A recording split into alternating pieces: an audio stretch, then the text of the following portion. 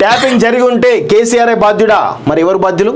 నువ్వు బాధ్యుడివా? ఆర్డర్లు ఇచ్చేది వాళ్ళే కదా, పోలీసుడు ఏమన్నా పని కొంచెమైనా రాజకీయ నాయకుల ఫోన్లు, హీరోయిన్ల ఫోన్లు ట్యాప్ చేసినట్టే సరే, ఒకవేళ టెర్రరిస్ట్ల ఫోన్లు, యాంటీ సోషల్ మీడియా ఫోన్లు ట్యాప్ చేసినట్టే అది పోలీస్ డిపార్ట్మెంట్ బాధ్యత.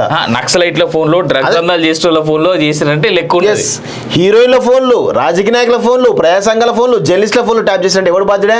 రియల్ ఎస్టేట్ పనులు చేసుకుంటూ ఫోన్లు, తర్వాత గోల్డ్ జ్యువెలరీ షాప్ వాళ్ళ ఫోన్లు, హోటల్ ఓనర్ల ఫోన్లు. హోటల్ ఓనర్లను ఎందుకు చేశారు అంటే ఎంత సిగ్గుమాలిన తనం అంటే నిజంగా నిన్ను ఏ చెప్పుతో కూడా అర్థమవుతుంది నాకు తెలిసేది. అంత బూతులు వస్తావని వాస్తవం చెప్పాలంటే. అసలు ఎవడు అడగలేదు నిన్ను హీరోయిన్ల విషయాలు నీకు సంబంధం ఉందని. నువ్వే నీవుగా నాకు సంబంధించిన హీరోయిన్ల విషయాలు చెప్తా ఉన్నావు. కొంచెమైనా బుద్ధి ఉందా నీకేమైనా? చిన్న చిన్న ఛానల్, యూట్యూబ్ ఛానల్ వాళ్ళు పెట్టుకున్నారు. వాళ్ళని అడగాల్సింది పోయి నువ్వు ప్రెస్ మీట్ పెట్టి మరి నాకు హీరోయిన్లకు సంబంధం ఉందా అంటే ఏంది అర్థం? ఏంది అర్థం? ఏం చెప్పదలుచుకున్నావు నువ్వు ప్రజా సమస్యలు? పోలీస్ అధికారులు రవిగుప్తా, శివధర్ రెడ్డి, మహేందర్ రెడ్డి ప్రమేయం ఉండదా? బా మొత్తం డీసీపీనే పడుతున్నావు. అయితే మహేందర్ రెడ్డి ఏడుండేటోడు నీ ఇంట్లో గులాం అనొద్దు. ఆయన స్థాయి వేరు, ఆయన వేరు. కానీ నీ ఇంట్లో గులాం లెక్క కట్టేసుకున్నాడు కదా కేసీఆర్. ఎవరిని పిలిచినా విలువపోయిన ఇంటికి మహేందర్ రెడ్డి ఎన్నిసార్లు పోయేటోడు రోజు ప్రగతి భవన్కి. అవును. సో ట్యాపింగ్ చేయాల్సిన అగత్యం మాకు లేదట. హీరోయిన్లు బెదిరించాల్సిన అవసరం లేదు. ముఖ్యమంత్రి రేవంత్ రెడ్డి ఓ లీక్ వీరుడు. ఆధారాలు భయపెట్టే దమ్ము లేక లీకులు అడ్డదిడ్డంగా మాట్లాడితే సీఎంను వదలా, తప్పుడు ప్రచారాలు లీగల్గా ఎదుర్కొంటా, కడియం దానం పదులు పోవడం ఖాయం.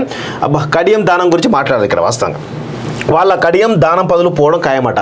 సిగ్గుండాలి కొంచెమే వీళ్ళకి.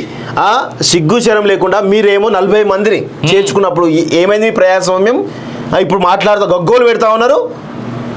కొంచెం కూడా సిగ్గు శరం లేదు. ఆ 40 మంది తీసుకున్నప్పుడు ఏం లేదా? ఇప్పుడు వచ్చి మాట్లాడుతూ ఉన్నారు.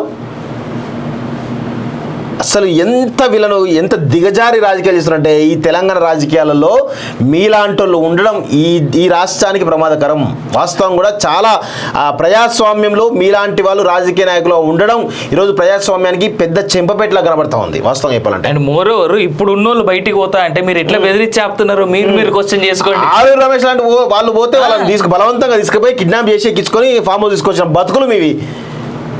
పోనీ ఆడికన్నా ఆగిరా మీరు అంతగానం చేసుకొని పొద్దున విమానం ఎక్కే వాళ్ళ నాగనీటి ట్యాంకులో 30 కోతుల కలెబరాలు. నల్గొండ జిల్లా నాగార్జున సాగర్ లో కట్టిన నీరు తాగడానికి వెళ్ళి ట్యాంకులో పడిన కోతులు 10 రోజులుగా 150 ఇళ్ళకి ఆ నీరే సరఫరా. బా చాలా భయంకర.